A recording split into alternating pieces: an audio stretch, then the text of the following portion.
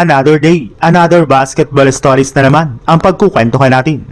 At ngayon nga ay pag-uusapan natin ang balitang lilimitahan nga na po ng JSW si Stephen Curry laban sa Clippers at ang balitang player na tutulong ngayon sa Los Angeles Lakers. Ang magiging laro nga po ng Golden State Warriors sa susunod na araw laban sa Clippers ay isang do-or-die game.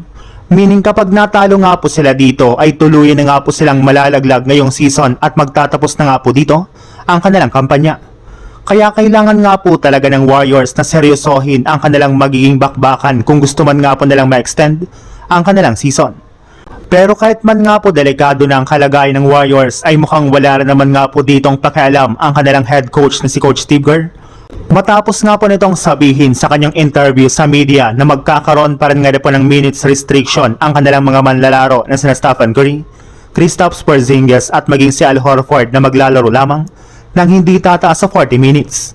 Kakagaling pa lang naman nga po ng tatlong players na ito sa injury kaya hindi rin naman nga po nila pwedeng ipagsapalaran ang kanilang kasalukuyang pangangatawan sa kanilang magiging laro sa play-in tournament laban sa Clippers. Sa ibang balita naman, mismong si Coach Emi Udoka na nga po nagsabi na napatunayan na naman nga po ng Lakers na kaya nga po nitong talunin ang kanilang team sa kanilang huling dalawang paghaharap.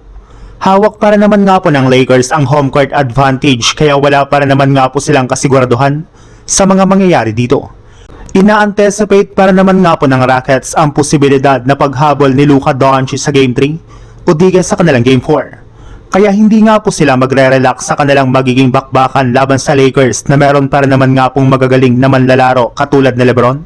Ibig sabihin, magiging dikit para naman nga po ang serye ng Lakers at Rockets sa first round ng playoffs.